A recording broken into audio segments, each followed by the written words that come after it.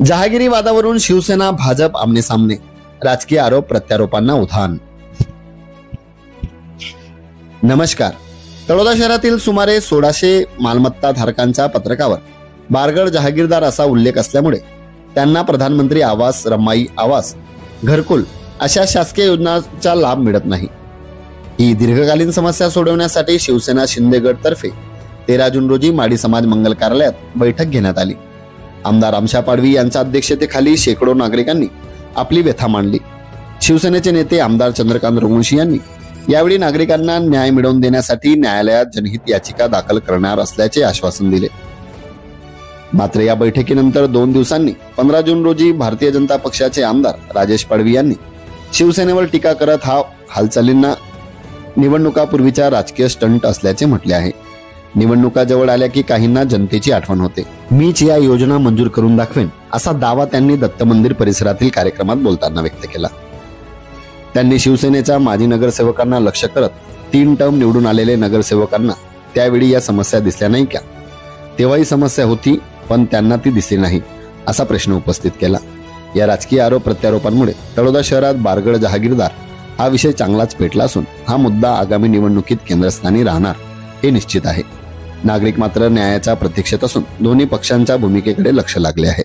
कि तलोदे के लोगों को अगर मकान भी दुरुस्त करने का रहा, किंवा इंदिरा आवास का, किंवा प्रधानमंत्री घरकुल योजना का अगर घर बनाने का रहा, तो भी बारगढ़ सरकार की परवानगी लगती। बार के नेता लोगों ने झगड़ा किया, मोर्चा निकाला, कोर्ट में गए, सब सही है, पर उन्होंने अधूरे साथ मारे, पूरा साथ नहीं मारा। कोशिश की उन्होंने हर चीज की, पर वही बीच में छोड़ दिया। हमारा काम वैसा नहीं है। देखो अभी ये मसला 70 साल का है, बराबर है। तुमने तो सोचेंगे कि मेरे को पूछेंगे क्या हुआ। 70 साल में जो इलाज नहीं हुआ वो अभी हम करने वाले हैं, पर हमको भी समय लगेगा। शादी हुई म्हणजे दूसरे दिन बच्चे पैदा नहीं होते, उसके लिए रुकना पड़ता। मेरी तुमको विनती है, कोई भी हालत में ये मसला आखिरी तक लेके जाने की जवाबदारी हमारी। हट्ट्या आहे, पाडवी हट्टी आहे, डीबी हट्टी आहे, इतर काय हट्ट्या आहे, त्याच्यामध्ये ते मिळवून देण्यासाठी आपल्या नावाने घरकुल मिळण्यासाठी किंवा योजना मिळत नाही, कारण ती जहागीरांची बारगडांची जहागिरी असल्या कारणाने त्या ठिकाणी देता येत नाही, शासनातर्फे आहे। आपण वारंवार ह्याच्यामध्ये पाठपुरावा केलेला आहे आणि पुढे कशी योजना राबवायची ते मला चांगलं माहिती आहे। वेळ आल्यावर बरोबर राबवणार आहे मी। कोणी काही सांगू द्या, हे फक्त राजेश पाडवीच मिळवून देईल, दुसरा कोणी मिळवून देणार नाही। कोणी किती मिळू द्या, हे लोक राजकारण करण्यासाठी काही लोकांनी मिटिंगा घेतायत, गोळा करतायत, असं काय होणार नाही। निवडणूक समोर आली म्हणून करतायत।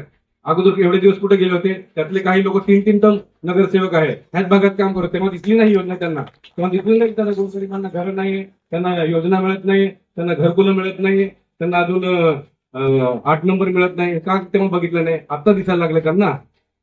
मी तुम्हाला सांगतो, मी पूर्ण एक हट्टीमध्ये गल्ले गल्ले फिरून त्या लोकांच्या माता भगिनी समस्या असतील, गटर असतील, पाण्याच्या समस्या असतील, घराच्या समस्या देखील मी सोडवणार आहे। त्या 4 वर्षामध्ये तुम्हाला समस्या सोडून दाखवली, काही काळजी करायचं कारण नाही। माझ्या मतदारसंघामध्ये कोणीही व्यक्ती शासनाच्या, केंद्र सरकारच्या, राज्य सरकारच्या योजनेपासून वंचित राहणार नाही। मी 24 तास त्या ठिकाणी उपलब्ध असतो, कधीही मला सांगा, दवाखान्याचे काम असेल तरी उपलब्ध असतो। आपण काळजी करायचं कारण नाही, हेच प्रश्न आपणच सोडवू।